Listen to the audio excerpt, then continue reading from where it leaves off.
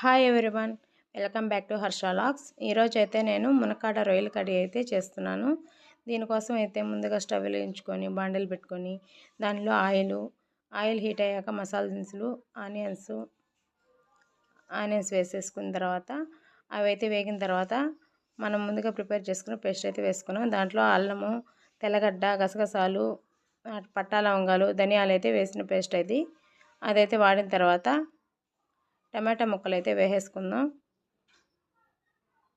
ఆ టమాటా ముక్కలు కూడా కొంచెం వేగాలి. వేగిన తర్వాత మునక్కాడ ముక్కలు అయితే వేసేసుకుందాం. దాంట్లో కొంచెం పసుపు, కారం,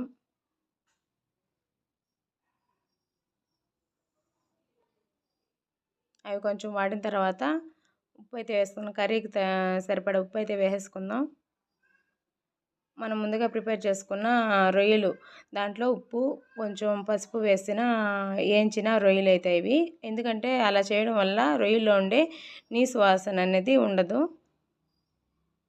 ఇప్పుడైతే వాటర్ అనేది వేసేసుకుందాం. ఇంకొంచెం వాటర్ అయితే పడుతుంది, ముక్కలు మునిగేదాకా అయితే వేసుకుందాం. ఎందుకంటే మునక్కాయలు ఉడకాలి కాబట్టి. ఇప్పుడైతే అంతా కలుపుకొని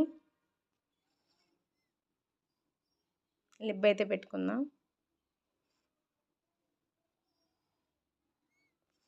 కర్రీ అంతా ఉడికింది, కొంచెం మునక్కాయ రొయ్యలు కూడా ఉడికాయి. ఇప్పుడైతే మనం ఇంట్లో చేసుకున్న గరం మసాలా పౌడర్ అయితే వేసేసుకుందాం.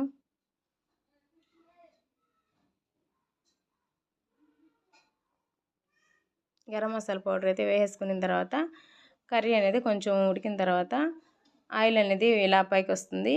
ఇప్పుడైతే కర్రీ అనేది మనకు పూర్తిగా కంప్లీట్ అయినట్టు.